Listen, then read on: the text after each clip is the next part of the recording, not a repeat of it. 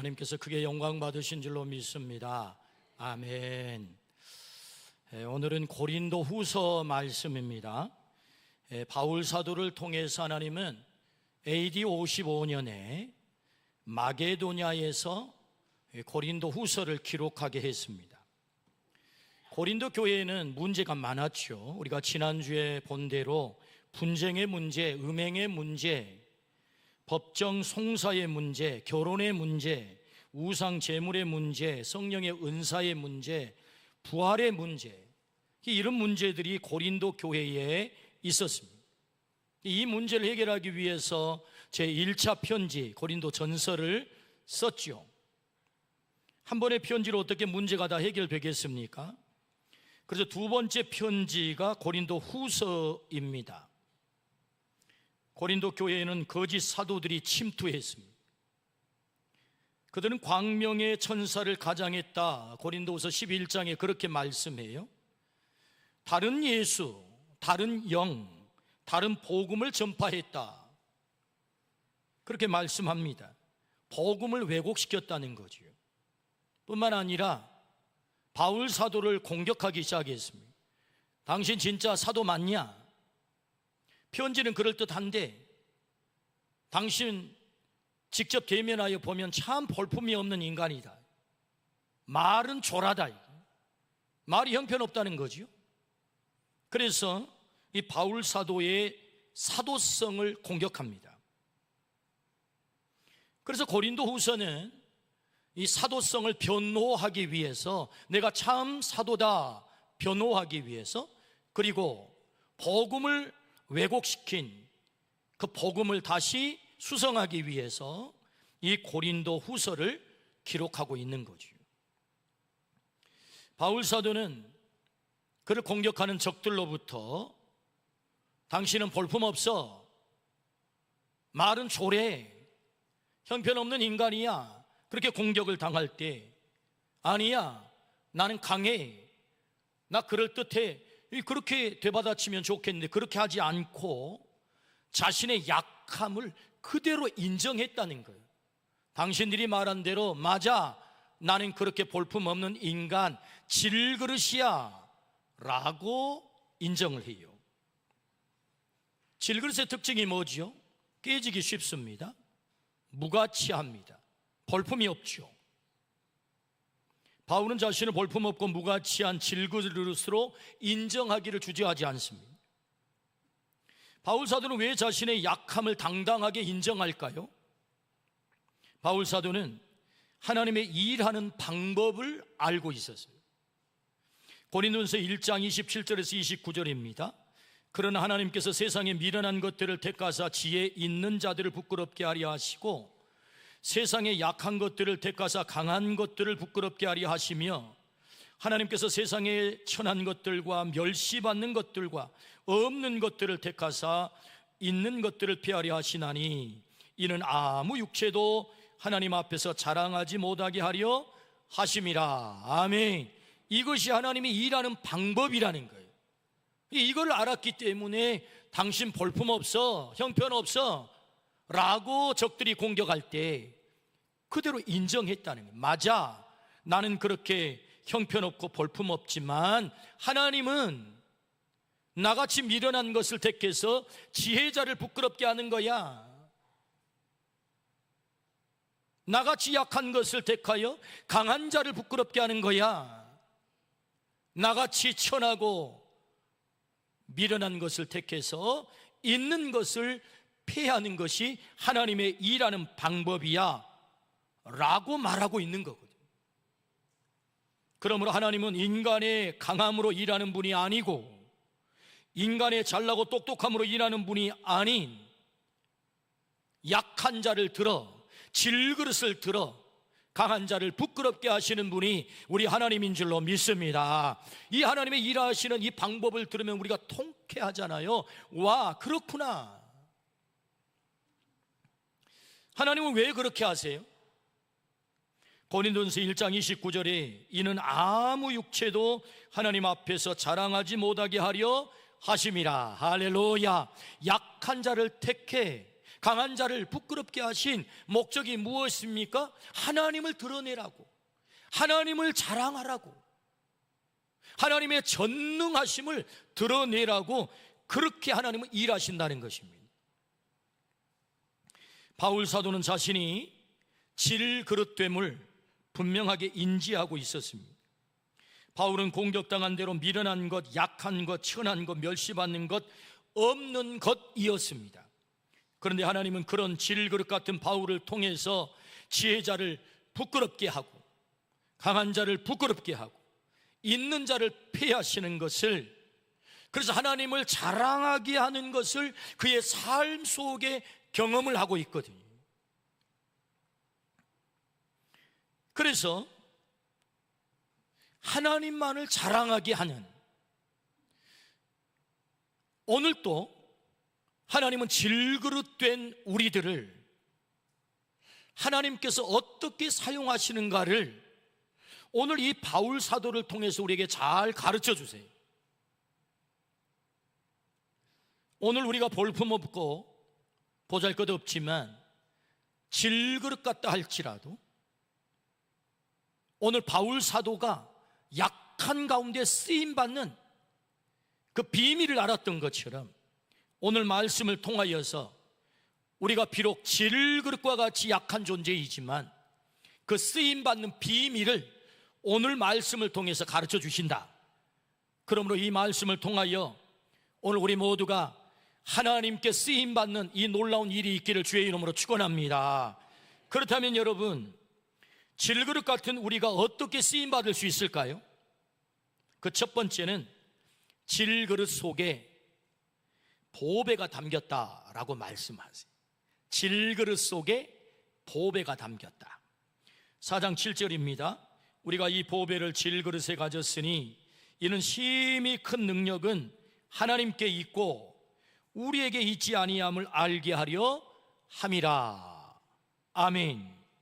이 보배를 질그릇에 가졌으니 이 보배가 무엇입니까? 예수 그리스도인 줄로 믿습니다.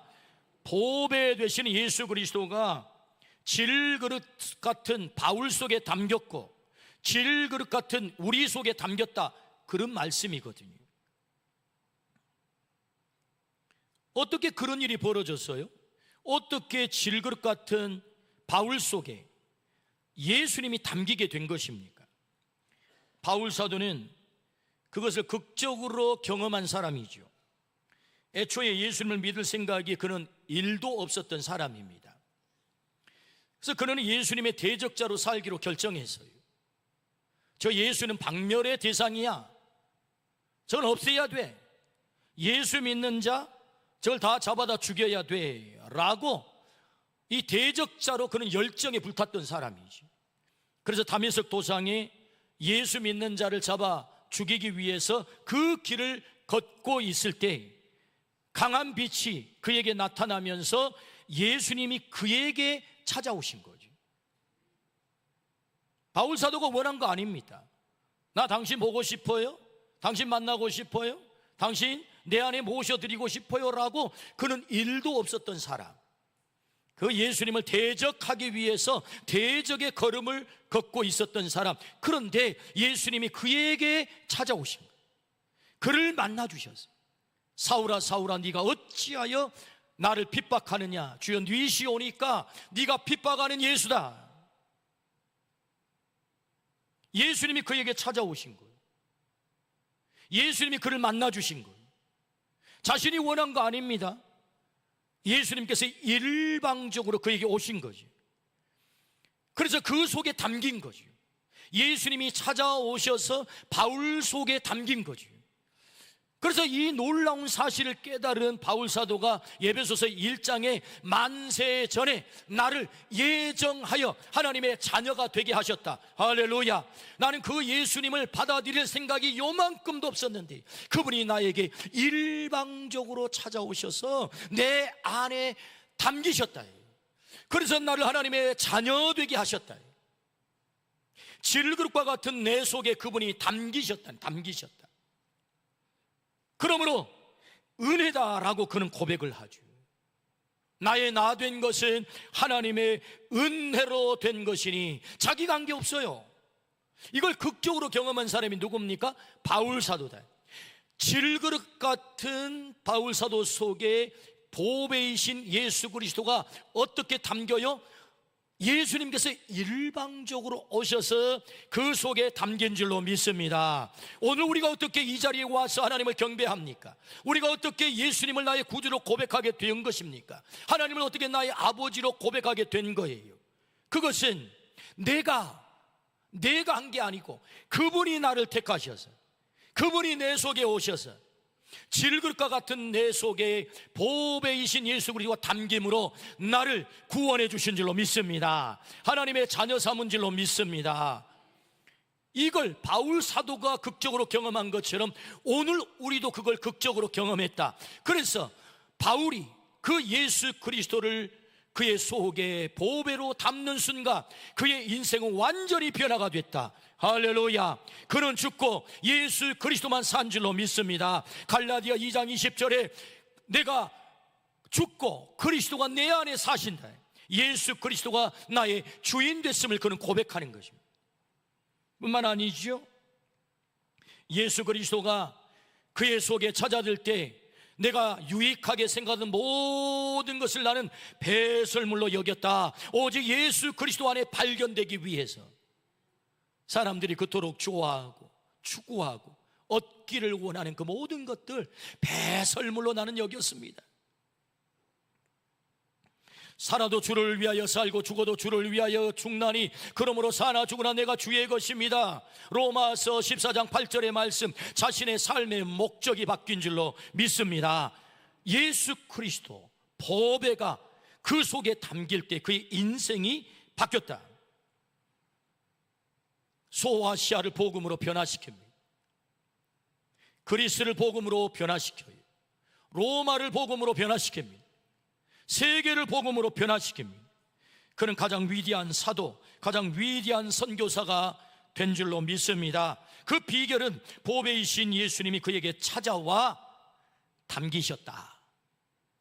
질그릇 같은 그의 속에 보배이신 예수 그리스도가 와서 담기셨을 때 그의 인생이 가장 존귀한 자가 된 줄로 믿습니다.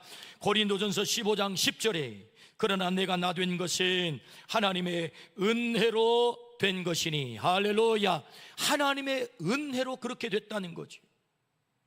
어떻게 쓰임받을 수 있습니까? 보배이신 예수 그리스도가 질그릇과 같은 내 속에 담길 때 나도 그렇게 쓰임받게 될 줄로 믿습니다. 그릇은 무엇을 담느냐에 따라 그 가치가 달라집니다. 쓰레기를 담으면 쓰레기통이 됩니다.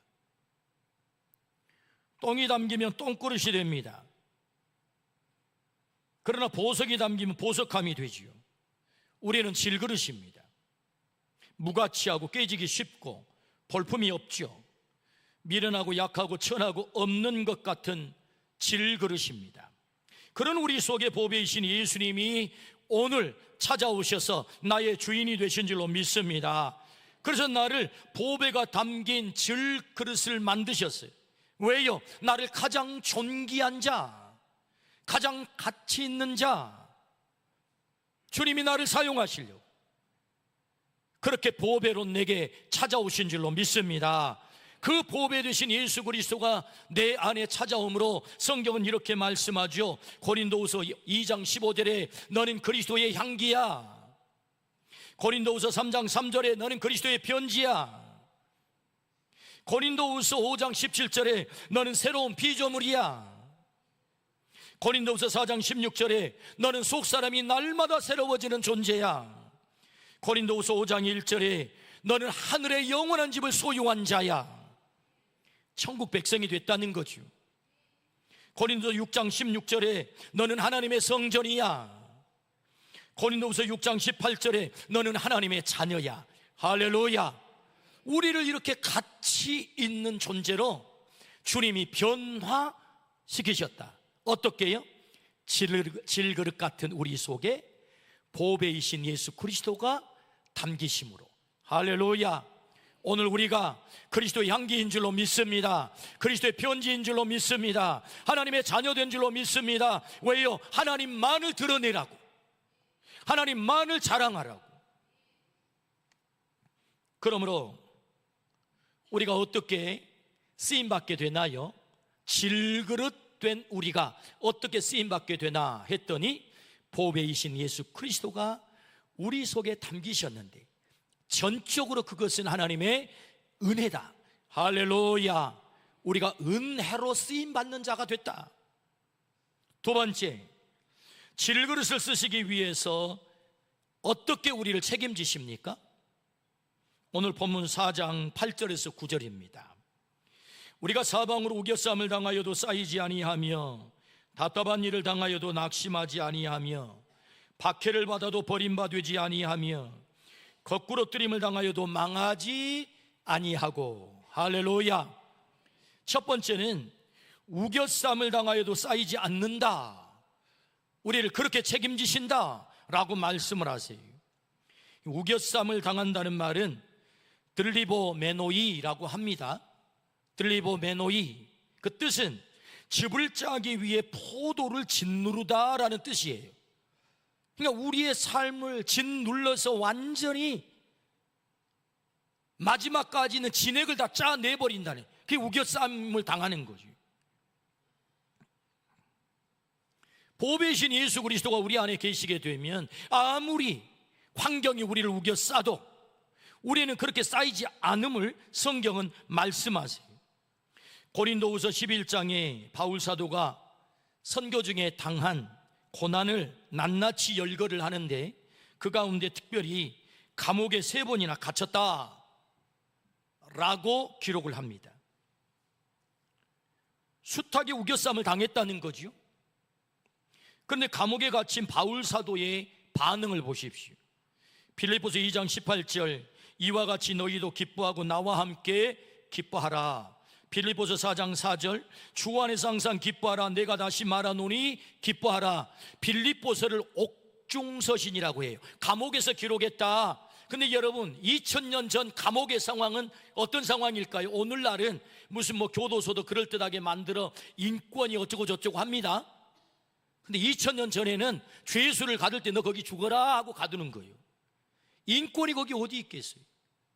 그 깜깜한 감옥에서 날마다 우울한 삶을 살 수밖에 없는 환경 아니겠습니까? 그런데 여러분, 그 감옥에 갇힌 바울 사도의 이 반응, 이와 같이 너희도 기뻐하고 나와 함께 기뻐하라. 이 빌립보서를 가리켜 희락의 복음이라고 합니다. 기쁨을 노래했다는 거죠. 어디에서? 감옥에서. 상대적인 기쁨이 아니에요. 뭔가 인생이 잘 풀리고 아무 문제가 없고 나른한 오후처럼 그렇게 내 인생 잘 풀리는 그런 상황이 주어지는 기쁨이 아닌, 감옥에 갇히는 내 뜻과 아무 관계없이 내 삶이 완전히 곤두박질 치는, 그래서 아무런 소망이 없는, 내일이 없는 그 환경 속에서 그 환경이 깨뜨리지 못한 절대 기쁨이 그를 사로잡고 있다. 어떻게? 보배이신 예수 그리스도가 그 안에 계시기 때문에. 할렐루야. 그렇습니다. 어떻게 책임을 지세요? 우겨쌈을 당하는 그런 상황 속에서도 깨뜨릴 수 없는 기쁨이 있다는 것입니다. 이걸 가리켜 우리는 절대적 기쁨이라고 하죠. 어떻게 책임을 지세요? 우리가 우겨쌈을 당하는 환경 속에 처할 수 있습니다. 내가 원치 않는, 그럼에도 불구하고 보배이신 예수 그리스도가 내 안에 계셔서 나를 쌓이게 하지 않는 줄로 믿습니다. 비록 그 감옥이라 할지라도 그곳에서도 기쁨의 노래를 하게 하는 줄로 믿습니다. 아멘. 성경 다음으로 많이 읽혔다고 하는 책이 철로 역정입니다. 천국 가는 길을, 신자가 천국 가는 길을 소설로 묘사한 책이죠.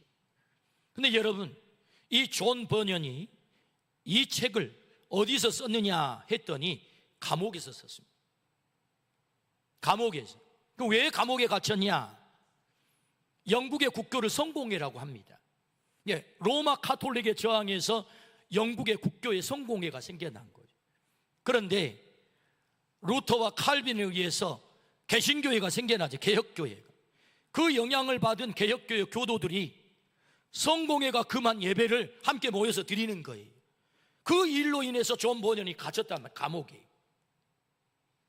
그런데 그 감옥에서, 절망스러운 감옥에서 성경 다음으로 많이 읽힌 불후의 명작이 탄생을 했다. 그것이 철로 역정이다. 우겨쌈을 당하지만 보배이신 예수 그리스도가 그 속에 담길 때에 그 상황이 그를 싸지 못한 줄로 믿습니다. 승리하게 하신 줄로 믿습니다. 어떻게 책임을 져요? 첫 번째, 우겨쌈을 당하여도 쌓이지 않는다. 할렐루야. 주님이 우리를 그렇게 지키시고 책임져 주실 줄로 믿습니다. 두 번째, 어떻게 책임을 지시나요? 답답한 일을 당하여도 낙심하지 않습니다. 바울 사도는 고린도후서 11장 25절에 3번 파선을 당했다. 그래서 일주야를 깊은 바다에 지냈다라고 기록을 합니다. 답답한 일을 당했다는 거죠. 말로 알 수 없는, 생사를 알 수 없는 답답한 일, 바다에서 그것도 깜깜한 일주일 동안 지냈다는 것 아닙니까? 바울은 예루살렘에서 결박을 당했어요. 죄수가 되어 로마로 압송을 되어 갑니다. 유라굴로 광풍을 만나게 되죠. 배가 완전히 깨졌습니다. 구원의 여망마저 다 사라졌다. 사도행전 27장 20절에 그렇게 말씀하세요. 말로 다 할 수 없는 답답한 일을 그는 당하게 된 것입니다. 그럼에도 불구하고 그는 낙심하지 않아요. 276명이 그 배에 승선하고 있어 275명이 절망하고 우리는 여기서 죽었습니다 라고 그렇게 낙담하고 있을 때 딱 한 사람 낙심하지 않아요. 누구? 바울. 왜? 하늘에 안테나를 세웠거든.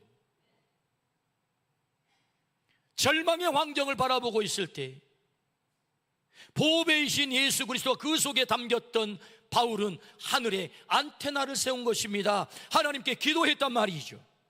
그때 하늘의 음성이 그에게 들려옵니다. 사도행전 27장 24절이죠. 바울아, 두려워하지 말라. 네가 가이사 앞에 서야 하겠고 또 하나님께서 너와 함께 항해하는 자를 다 내게 주셨다 하였으니. 할렐루야.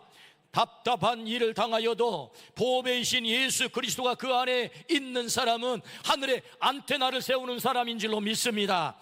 기도의 안테나를 세우기를 주의 이름으로 축원합니다. 아무리 절망스러운 상황을 만난다 할지라도 내가 하나님께 안테나를 세워 하나님과 교통하는 순간 그 절망의 자리가 소망의 자리, 구원의 자리가 된 줄로 믿습니다.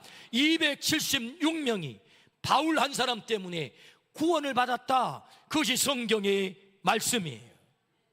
그러므로 말씀하시죠. 어떻게 책임을 지십니까?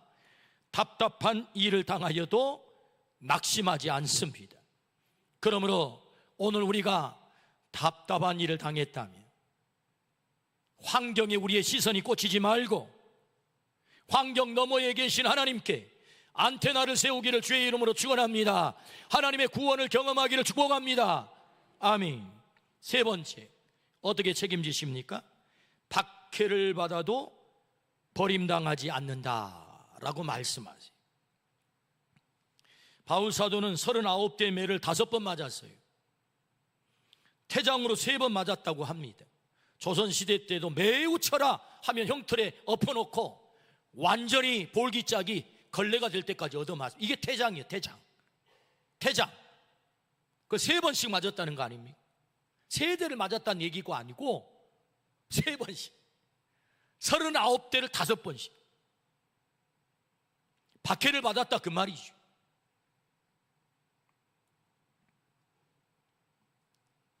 빌립보 감옥에서 39대 매를 맞고 그런 깊은 감옥에 던져졌습니다.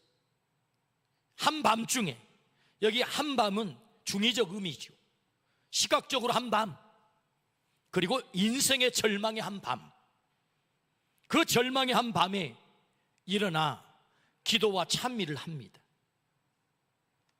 박해를 받아 버림당할 수밖에 없는 상황 속에서 그 한밤중에 일어나 기도와 찬미를 할 때 하나님은 그들의 기도를 들으시고 옥문을 열어주신 줄로 믿습니다.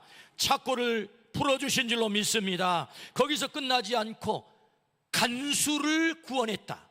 간수의 가족을 구원했다. 상처받은 자리가 사명의 자리가 됐다. 할렐루야. 상처의 자리가 사명의 자리가 됐다. 때로 우리는 박해받습니다. 핍박받아요. 상처받습니다. 그런데 놀랍죠? 하나님은 그 상처의 자리를 바꾸어 사명의 자리로 바꿔버린 줄로 믿습니다. 간수를 구원하고 간수의 가족을 구원하는 놀라운 구원의 현장을 만드셨다. 누가? 하나님이. 어떻게? 보배이신 예수 그리스도가 그 속에 계실 때 박해를 받지만 버림당하지 않아요. 오늘 또 주님은 우리를 그렇게 책임지실 줄로 믿습니다. 제 할아버지는 명자 구자 김명구 할아버지세요. 형제셨어요. 작은 할아버지, 우리 할아버지가 장남. 그 위에 증조 할아버지는 근자 조자 김근조 할아버지세요. 이 김근조 증조 할아버지가 재산이 많았다고 해요. 제가 들어보니까. 그런데 우리 할아버지 김명구 할아버지가 맥컬리 선교사님에 의해서 신안섬으로 복음을 전도할 때 복음을 받아들이고 예수를 믿게 됐어요. 증조 할아버지가, 우리 할아버지가 큰 아들이니까 옛날에는 장남한테 재산을 더 많이 줬잖아요. 왜? 제사법 얻어먹으니까. 그래가지고, 그런데 우리 할아버지를 쫓아내버렸어요. 왜? 너한테 제사법 못 얻어먹는다고. 예수 믿어가지고 너 예수 믿어, 나 제사밥 못 얻어먹는다 하고는 한 푼의 재산도 안 주고 쫓아내버려요. 우리 할아버지는 쫓겨났어요. 그 많은 재산이 작은 할아버지 집에 갔어요. 그런데 그렇게 쫓겨난 우리 할아버지가 부지런하셨나 봐요. 예수님 믿으면 제대로 부지런합니다. 열심히 일을 하셔가지고 다시 재산을 일구셔요. 그래서 그 믿음을 자녀들에게 전수한 것입니다. 제가 3대째, 우리 아들이 4대째, 우리 손녀가 5대째, 또 우리 큰 손녀가 아기를 낳아가지고 6대째. 이렇게 믿음이 물려지는 것입니다. 그래서 그 할아버지 후손들이 여러분 한 푼의 재산도 예수 믿는 것 때문에 박해를 받아 쫓겨났지만 망한 게 아니고 그 자녀 후손들이 번성하고 있다. 할렐루야. 그렇습니다. 박해를 받아도 망하지 아니하고 오늘 또 주님은 그렇게 우리를 책임지실 줄로 믿습니다. 가장 위대한 신앙이 대물림됐다는 거지요. 유산으로 남겨졌다는 거죠. 네 번째, 어떻게 책임을 지십니까? 거꾸로 들임을 당하여도 망하지 않는다. 그렇게 책임을 지신다. 아이들이 어릴 때 제가 오뚜기 장난감을 사다 줬어요. 근데 그 오뚜기를 보니까 신기해가지고 저놈이 왜 안 자빠지지? 호기심이 발동을 해가지고 제가 드라이브를 해가지고 분해를 해버렸어요. 이놈이 도대체 왜 안 자빠지나? 그 오뚜기는 밑둥이 꼭 이렇게 둥그렇습니다. 딱 둥그러. 그래 분해를 해봤더니 그 오뚜기 맨 밑바닥에 요만한 쇠덩이가 들어있다. 자기 상체보다 더 무거운 쇳덩어리가 딱 밑에 받치고 있는 거예요. 그러니까 넘어뜨려도 그 무게중심 때문에, 그 쇳덩어리 무게중심 때문에 반드시 다시 일어납니다. 잡아뜨려 또 일어나고. 놀라운 사실을 알게 되죠.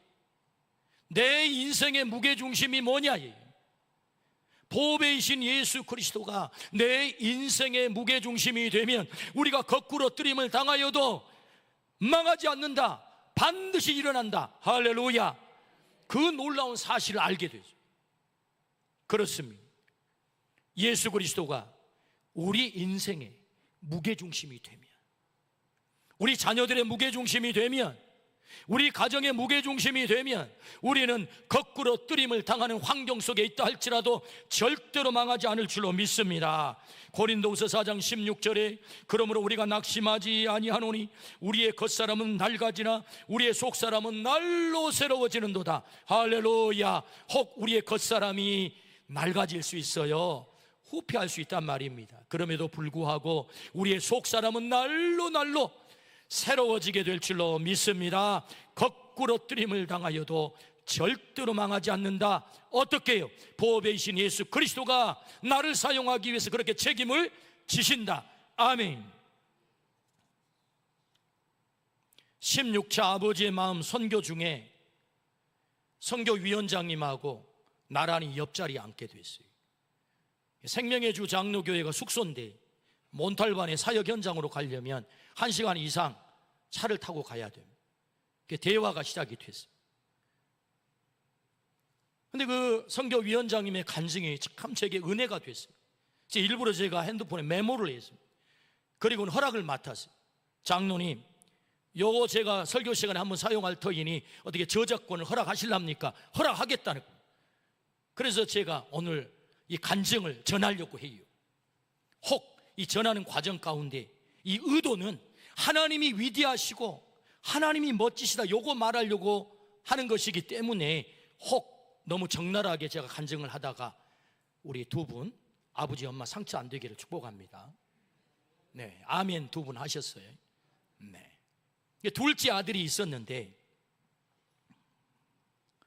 중학교 때부터 우리나라 극성인 선교단체가 하나 있습니다. 가지 말라는 꼭 그런 데 가는 그런 선교단체가 있어요. 네? 거기 가지 마라, 그 나라 가지 마라, 가. 이제 이런 선교단체에 빠져가지고 공부는 뒷전이야. 공부를 안 해.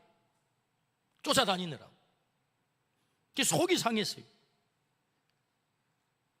그런데 설상가상으로 그 아들이 키가 안 자라. 키가 자라야 되는데 아니 남자 아이들이 그래도 못해도 70 이상은 자라야 되잖아요. 그래야 앞으로 뭐 장가도 좀 가보고 뭐 이럴 거 아닙니까? 근데 안 자라. 그래가지고 용하다는 곳은 다 찾아다니면서 처방을 해가지고 다 먹였는데도 안 자라. 그래가지고 잘 못 자랐어요. 못 자라. 그래 엄마 아빠가 보니 너무 속상해. 아이고 저놈이 저 사람 노릇하려나, 어느 아가씨가 쟤한테 와가지고 저 장가는 갈라나, 그런 걱정이 막 한가득. 또 교회는 열심히 다녀가지고 고등부 회장을 했습니다. 고등부 대학을 가야 되잖아요. 근데 공부가 뒷전이었다 했잖아요. 그런데도 놀랍게도 S대를 갔어요. 그 S대가 어디냐? 서울에 있는 S대면 좋겠는데 광주에 있는 S대를 갔어요. 광주에 있는. 뭐 이제 말은 표현은 다 안 했지만 속상했겠죠. 기대가 컸는데. 그 대학을 다니다 군대를 갔어요. 군대를 갔다 오더니 아이고 나 학교 때려칠랍니다 하고 서울로 올라가 버렸어요. 그래서 서울로 올라가 가지고 이제 무슨 뭐 사이버로 하는 그런 공부가 있어요. 대학 공부가. 사이버로 하는 뭐 숭실 사이버 대학에 거기에 이제 등록을 해가지고 공부를 하면서 이제 이렇게는 살아서는 안 되겠다. 마음을 고쳐 잡고 이제 공부를 제대로 해봐야 되겠다 하고 열심히 이제 공부를 하기 시작하는 거예요. 그래서 정기 1급 기사 시험을 도전하기 시작했어요. 그 공부를 하는 중에. 그런데 볼 때마다 떨어져. 3번 떨어지고 4번 떨어지고 답답합니다. 그래서 이제 5번째 시험을 앞에 두고 있어요. 월요일 날 5번째 시험을 봐요. 1급 기사 그 자격 시험. 그래서 이 아버지가 너무 답답하고 또 저러다가 5번째 떨어지면 아들 어떻게 되는 거 아니야? 걱정도 되고. 그래서 장로님인도 불구하고 본교회 예배는 빼먹고 서울로 갔어요. 아들 격려한다고. 그래가지고 이제 주일날 아침이 됐어요. 내일 시험이야, 내일 시험. 근데 이 아들이 아니 내일이 시험이니까 지금까지 공부한 거 잘 정리해가지고 4번이나 떨어진 놈이 좀 공부를 해서 내일 시험을 잘 보면 좋겠네. 성경을 딱 들고는 교회 간다네, 교회를. 그래 또 아버지가 속이 상해. 그래가지고 아들한테 말했습니다. 그냥 간증한 그대로 전하면 아들아 내일 너 시험이잖아. 오늘 교회 안 가면 안 되냐? 그랬더니 이 아들이 아버지 눈을 빤히 쳐다보면서 아버지 장로님 맞아요? 그랬다는 거. 그리고 하는 말이 중요한 말이 하나님이 책임지지 내 실력이 내 인생 책임집니까? 세상에 나는 목사님이 나온 줄 알았어. 그 말 하나님이 책임지지 내 실력이 내 인생 책임집니까? 그리고 교회를 가부르더라는 거예요. 그러면 아니 무슨 11시 예배나 드리고 빨리 와서 이제 준비하면 되는, 오후 내내 청년회까지 다 하고 활동 다 하고 늦지막하게 와가지고 속이 얼마나 상한. 그렇게 5번째 시험을 치렀어요. 근데 놀랍게도 5번째 합격한 줄로 믿습니다. 합격했다는 게 5번째. 그래서 전기 1급 기사 자격을 땄어요. 그리고 또 도전을 해가지고 전기 공사 1급 자격을 2번 떨어지고 3번 만에 또 합격을 해서 라이센스를 딴 거예요. 그랬더니 세상에 우리나라 최고 회사 삼성에서 오라고 스카웃을 했어요. 남의 집 얘기지만 아멘 합시다. 근데 이 친구가요, 교회를 얼마나 좋아하는지, 예배 드리는 걸 또 얼마나 좋아하는지. 그래가지고 그 출석하는 교회가 청년들만 700명이에요. 청년들이 어마어마하게 많이 모이는 게. 거기에 자기네 그룹의 리더가 있는데, 그 여자 자매님이 리더인데 믿음이 얼마나 좋은지, 막 대기업 다니는 유수한 청년들이 막 명문대 나온 애들이 이 자매가 믿음 좋은 소문이 나가지고 참 마음에 두고 막 대시를 하는 그런 자매예요. 이 리더가 생기기도 잘생기고 명문대학을 나와 아주 큰 기업에 아주 요직 인사과에 다니는 그런 아가씨란 말, 자매란 말입니다. 근데 자기도 뭐 조금 마음은 있었겠지. 근데 뭔감샘씨 꿈도 못 꾸고 막 유수한 청년들이 막 대시를 하는. 근데 이제 자기 리더가 가만 보니까 자기 이제 그룹의 리더인데 그 청년의 안에서 좀 부당하게 뭐 이렇게 얘기를 했는데, 그 자기가 생각할 때 이게 부당한 얘기 같아. 그래가 손을 팍 들고 그거 아닙니다, 그 부당한 얘기입니다 한마디 했다는 거. 그랬더니 이 리더 자매가 이 아들한테 뿅 가버렸어. 그래가지고 불이 붙었다니까요. 아니 키가, 남자 키가 60이 잘 안 돼요.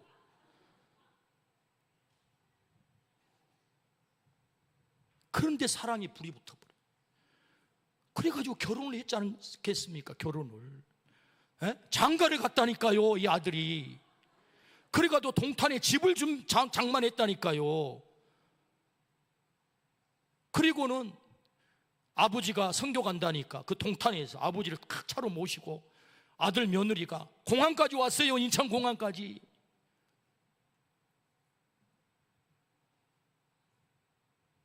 그리고 아버지가 자랑하기를, 목사님 기도해 주십시오. 왜 기도해야 됩니까? 우리 저 며느리가, 저 이쁜 며느리가, 우리 아들보다 키가 큰 며느리가 12주가 됐단 말입니다 하고는 기도해 달라는 거야. 할렐루야. 그 아들을 생각할 때마다 지금도 새록새록 생각나는 말은, 아버지 장로님 맞아요. 하나님이 책임지지 내 실력이 내 인생 책임집니까? 하나님이 그 인생을 책임진 줄로 믿습니다. 키가 커서 장가를 잘 가는 게 아니에요. 하나님이 책임지시면 우리 인생길이 우겨쌈을 당하여도, 답답한 일을 당하여도, 박해를 받아도, 거꾸로 뛰림을 당하여도 망하지 아니하고 반드시 그 길이 열릴 줄로 믿습니다. 아멘. 보배이신 예수 그리스도가 질그릇 속에 담겼다. 우리가 질그릇이에요. 우리 보잘것 없습니다. 우리 겉사람 다 후패합니다. 그러나 이 보배이신 예수 그리스도가 내 안에 계시게 되면 우겨쌈을 당하여도 쌓이지 않고, 박해를 받아도 낙심하지 않고, 답답한 일을 당하여도 망하지 않는 우리 주님이 우리를 그렇게 사용하실 줄로 믿습니다. 아멘. 기도하십시다. 하나님 아버지 감사합니다. 우리를 사랑하셔서 이 거룩한 자리로 불러주시고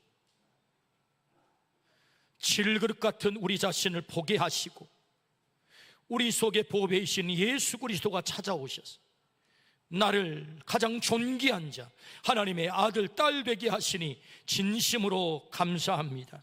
하나님 아버지, 우겨쌈을 당할 수밖에 없는, 답답한 일을 당할 수밖에 없는, 박해를 받고 거꾸로뜨림을 당하는 이 질그릇과 같은 우리가 법의 이신 예수 그리스도로 말미암아 우리가 반드시 승리하게 될 줄로 믿습니다. 우리를 그렇게 책임지신다 약속하셨으니 법의 이신 예수 그리스도 굳건히 붙잡고 하나님이 우리를 사용하시는 그 쓰임에 온전히 순종하게 하여 주옵소서. 감사를 드리올 때 예수 그리스도 이름으로 기도드리옵나이다. 아멘.